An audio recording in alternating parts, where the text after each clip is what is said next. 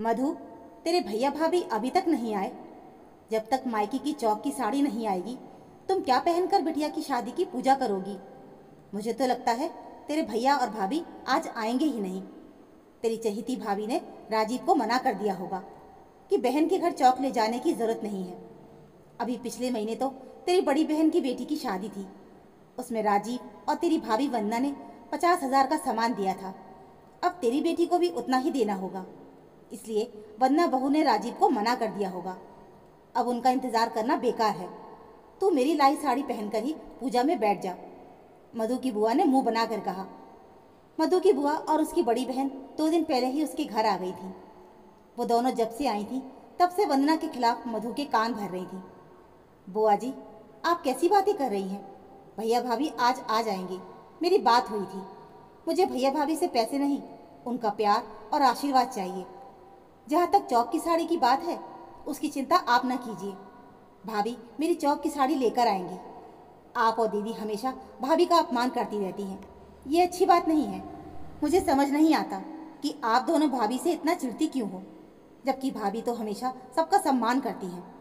मधु ने गुस्से में जवाब दिया। पता नहीं इस लड़की को उस वंदना ने क्या घुट्टी पिला दी है, जो ये लड़की उसके खिलाफ एक शब्द भी नहीं सुन सकती। उस औरत ने आते ही घर में बंटवारा करवा दिया, भाई से भाई को अलग कर दिया। फिर भी ये लड़की उस वंदना को दोषी नहीं मानती। मुझे तो लगता है कि उस वंदना ने इस लड़की पर कोई जादू टोना कर दिया है। मधु की बात सुनकर उसकी बुआ ने गुस्से में चिढ़कर कहा। बुआ जी, मेरा मुंह ना खुलवाओ। घर में बंटवारा किसके कारण हुआ है ये आप भी जानती हैं और मैं भी। ये समय इन बातों का नहीं है, इसलिए अब आप बात को यहीं समाप्त कर दीजिए। मैं अपनी भाभी के खिलाफ एक शब्द भी नहीं सुन सकती, क्योंकि मैं उनको अच्छी तरह से जानती हूँ। वे दोषी नहीं हैं। दोषी कौन है ये सभी जानते हैं। मधु ने भी गुस्से में जवाब दिया। अगर वंदना भाभी घर के बंटवारे की जिम्मेदार नहीं है तो कौन है, तुम ही बता दो। तभी मधु की बड़ी बहन ने व्यंग्यात्मक लहजे में पूछा। 2 भाइयों और भाभियों के बीच की दूरी और बंटवारे की जिम्मेदार आप और जीजा जी हैं। दीदी, ये बात माँ, बुआ और आपको भी पता है। मधु ने गंभीर लहजे में कहा। तो उस औरत के लिए अपनी बहन को दोषी ठहरा रही है। मैंने और मेरे पति ने क्या किया है? मधु की बहन ने गुस्से में चिल्लाते हुए पूछा। दीदी, आप सुनना ही चाहती हैं तो सुनिए। बड़ी भाभी का 9 लाख का हार आपके पति यानी कि मेरे पूज्य जीजाजी ने चुराया था, और इल्ज़ाम आप लोगों ने वंदना भाभी की भाभी पर डाल दिया था। इसी बात को लेकर घर में कलह शुरू हुई और नतीजा ये हुआ कि घर का बंटवारा हो गया। ये बात आप अच्छी तरह से जानती थी कि हार जीजाजी ने चुराया है। फिर भी आपने अपने पति को निर्दोष साबित करने के लिए वंदना भाभी और उनकी भाभी को चोर बना दिया। मधु ने कठोर शब्दों में कहा। तू मेरी बहन है या दुश्मन? उस समय सभी ने देखा था कि बड़ी भाभी का हार वंदना की भाभी के बैग में मिला था। मधु की बड़ी बहन ने गुस्से में कहा। दीदी, उनके बैग में हार आपने डाला था, उन्होंने चुराया नहीं था। मुझे समझ नहीं आ रहा है, जो बात बीत चुकी है उसे आप क्यों दोबारा उठा रही हैं? मधु ने झल्ला कर कहा। तू मेरी बहन होकर उस चोरनी का पक्ष ले रही है, इसलिए मैं ये बात उठा रही हूँ। मधु की बहन ने व्यंग्यात्मक लहजे में कहा। दीदी, चोर कौन है मैं जानती हूँ, इसलिए आप चुप ही रहिए। इसी में आपकी भलाई है। वैसे यहाँ आप वंदना भाभी की बुराई कर रही हैं, लेकिन आपकी बेटी की शादी में जब उन्होंने 50,000 रुपये दिए थे तो आपने तुरंत ले लिया था। तब तो वो बहुत अच्छी थी। मधु ने व्यंग्यात्मक लहजे में कहा। अरे, उसने पैसे देकर कोई एहसान नहीं किया। वो पैसा मेरे भाई की कमाई का था, वरना अपने मायके से नहीं लाई थी। मधु की बहन ने चिढ़कर जवाब दिया। आपसे तो बहस करना बेकार है, मधु ने कहा और वहाँ से जाने लगी कि तभी उसकी नज़र अपने भैया भाभी पर पड़ी, जो घर के अंदर आ रहे थे। मधु अपने भैया भाभी को देखकर खुशी से झूम उठी। उसकी खुशी का ठिकाना ही नहीं रहा। उसने मुस्कुराते हुए उनका स्वागत किया। वंदना ने मधु को अपने गले लगा लिया। मधु अपनी भाभी और भैया को घर के आंगन में लेकर गई। मधु की बुआ और दीदी भी उनके पीछे पीछे आंगन में ही पहुंच गईं, जहां पर पूजा होनी थी। वहां सभी रिश्तेदारों की भीड़ इकट्ठी थी। मधु के ससुराल वाले मधु के मायके से आए सामान को देखने के लिए उत्सुक थे। तभी मधु की बुआ सास ने व्यंग्यात्मक मुस्कुराहट के साथ कहा। मधु, बहू, पूजा का समय होने वाला है। तुम अभी तक तैयार नहीं हुई क्या? इसी साड़ी में पूजा करोगी? हमारे यहाँ तो मायके से आई साड़ी में ही पूजा होती है। क्या तुम्हारे मायके से चौक नहीं आई? कि तभी मधु की भाभी वंदना ने मुस्कुराते हुए कहा। बुआ जी, ऐसा कैसे हो सकता है कि मधु के भैया भाभी उसके लिए चौक की साड़ी न लाएं। इतना कहकर मधु की भाभी वंदना ने मधु और उसकी बेटी के लिए लाए उपहारों को निकालना शुरू किया, जिसे देखकर सबकी आंखें फटी की फटी रह गईं।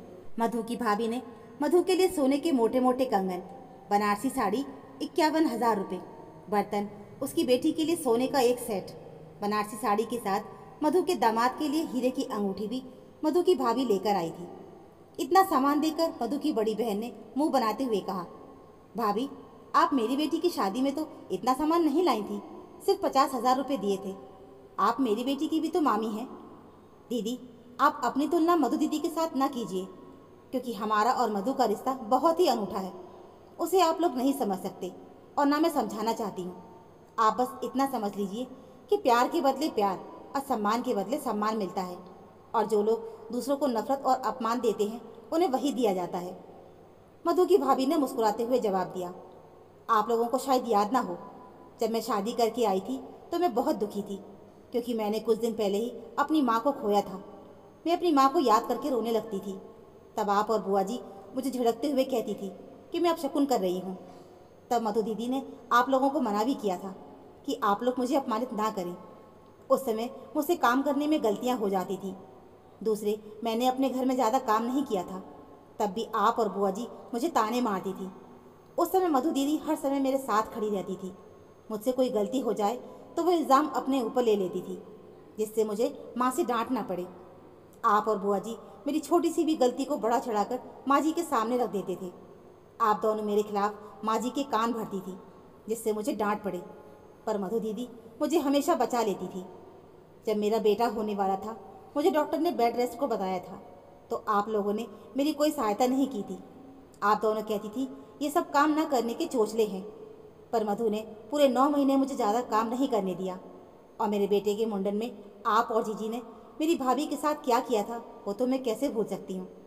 उस समय सभी रिश्तेदारों के सामने मधु दीदी ने मेरी और मेरी भाभी की इज्जत बचाई थी।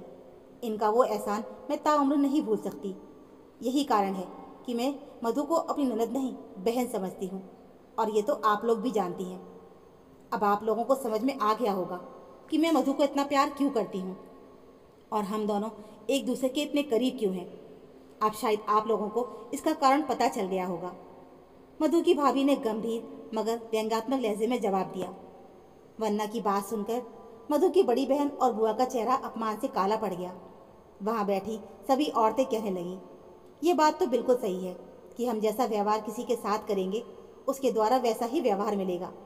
ये समय का चक्र है, घूमता रहता है। मधु बहू ने अपनी भाभी के साथ ननद जैसा नहीं बहन जैसा व्यवहार किया, हर कदम पर उसका साथ दिया, तो आज उसे अपनी भाभी से माँ जैसा प्यार दुलार मिल रहा है। ये तो ननद भाभी का अनूठा रिश्ता है, और सच पूछो तो ननद भाभी का ऐसा रिश्ता परिवार में खुशियाँ लेकर आता है और घर को स्वर्ग बना देता है। वरना ज़्यादातर घरों में ननद भाभी हमेशा एक दूसरे की जड़ों को खोदती रहती हैं। घर घर नहीं, कुरुक्षेत्र का मैदान बन जाता है। उन औरतों की बातें सुनकर मधु की बुआ और दीदी के चेहरे पर शर्मिंदगी के भाव जरूर थे, लेकिन उनकी आंखों में वंदना के लिए नफरत और ईर्ष्या साफ साफ दिखाई दे रही थी। जबकि मधु अपनी भाभी से लिपटकर भावुक स्वर में बोली, मेरी भाभी सिर्फ मेरी भाभी ही नहीं, मेरी सबसे अच्छी दोस्त भी है। मधु की बात सुनकर वंदना ने उसे अपनी बाहों में भर लिया। वहां पर बैठे सभी के चेहरों पर मुस्कान थी। दूसरी तरफ मधु की बहन और उसकी बुआ के चेहरे पर ईर्ष्या के भाव साफ दिखाई दे रहे थे। तो दोस्तों, हमारी आज की कहानी में बस इतना ही। उम्मीद है आपको हमारी ये कहानी ज़रूर पसंद आई होगी। कहानी अच्छी लगी हो तो प्लीज़ वीडियो को लाइक और चैनल को सब्सक्राइब ज़रूर कर लीजिएगा। मिलते हैं फिर एक और ऐसी नई कहानी के साथ। तब तक के लिए धन्यवाद।